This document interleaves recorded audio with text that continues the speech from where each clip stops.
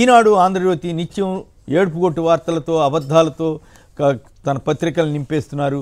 ఈరోజు ఇచ్చిన అనేక అబద్ధాల్లో కొన్నిటిని మాత్రమే ఇవ్వగలుగుతున్నాం, ఎందుకంటే మనకి సమయాభావం కారణంగా.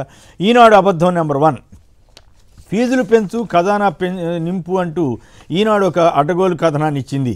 స్థిరాస్తి కొనుగోలుదారులపై పెనుభారం, రిజిస్ట్రేషన్ ఫీజులు పెంచుతూ వచ్చిందంటూ తప్పుడు కథనాన్ని ఇచ్చారు. వాస్తవం ఏమిటంటే ఏపీలో రియల్ ఎస్టేట్ లేదని ఇంతకాలం ప్రచారం చేసిన ఈనాడు పత్రిక ఇప్పుడు అందుకు భిన్నంగా రిజిస్ట్రేషన్ విలువలు పెంచారంటూ మరొక వార్తనిచ్చింది.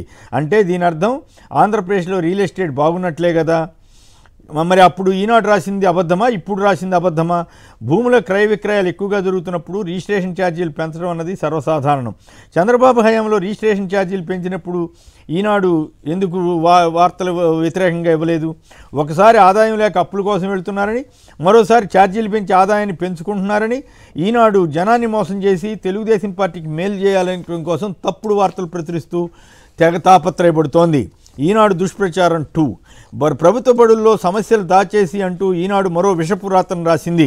ప్రభుత్వ బడుల్లో పేద పిల్లలు ఇంగ్లీష్ మీడియం చదువుతుంటే ఈనాడు పెత్తందారి వ్యవస్థ కుళ్ళుకుంటోంది. ఇంగ్లీష్లో చిన్న పదాలు చదవలేకపోతున్నారంటూ ఈ పత్రిక రాసింది. వాస్తవం ఏమిటంటే ప్రభుత్వ స్కూళ్ళన్నీ అడ్మిషన్లతో నిండిపోయాయి. చిన్న చిన్న పదాలు చదవలేకపోతున్నారని ఈనాడు పిల్లల్ని నైతికంగా దెబ్బతీసే వార్తలు ఇస్తోంది.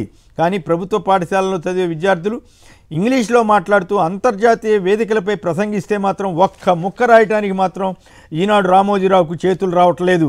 ప్రైవేటు స్కూళ్ళల్లో మాత్రం సమస్యలు ఉండవని ఈనాడు పత్రిక గ్యారంటీ ఇస్తుందా? సమస్యలు పరిష్కరించుకుంటూ ముందుకెళ్తుంటే ఈనాడు గొక్కబెట్టి ఏడుస్తోంది. రామోజీ పిల్లలు మనవాళ్ళు మాత్రమే ఇంగ్లీష్లో చదవాలని, పేదల పిల్లలు బలహీన వర్గాల పిల్లలు ఇంగ్లీష్ మీడియంలో చదువుతుంటే రోజు ఏడవటం తప్ప ఇంకొకటి చేయటం లేదు ఈ పత్రిక. ఈనాడు అబద్ధం 2, భూ రికార్డులు అస్తవ్యస్తం అంటూ మరో కథనాన్ని ఇచ్చారు.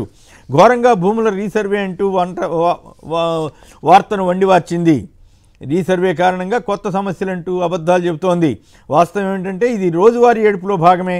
వేలాది గ్రామాల్లో భూముల రీసర్వే పూర్తయితే ఒక మంచి మాట రాయని ఈనాడు నిత్యం అబద్ధాలను ప్రచారం చేస్తోంది. ఈనాడు అబద్ధం 4, పెన్నాకు గనుల దన్ను, జగనన్నకు అవినీతి జున్ను అంటూ మరొక అసూయతో కూడినటువంటి వార్తని పత్రిక ఇచ్చింది.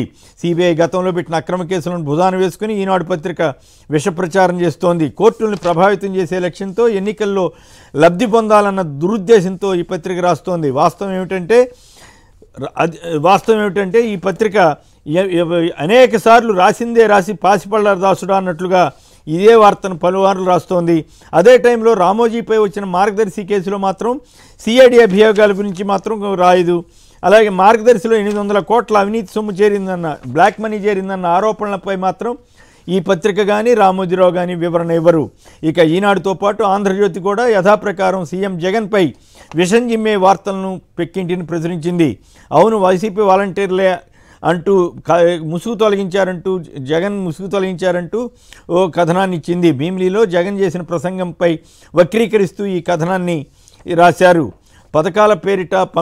పథకాల పంపిణీ పేరిట నియామకం అంటూ, సొంత పార్టీ ప్రచారానికే వాడకం అంటూ, నిత్యం జగన్ సేవలో వాలంటీర్లు అంటూ తప్పుడు కథనాన్ని ఇచ్చారు.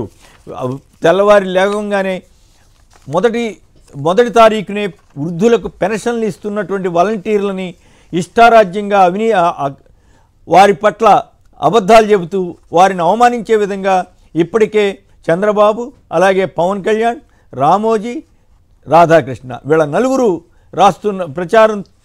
దుష్ప్రచారం చేస్తున్న క్రమంలో భాగంగానే ఇప్పుడు కూడా ఈ పత్రిక ఇలాంటి కథనాలు ఇస్తోంది. ఇక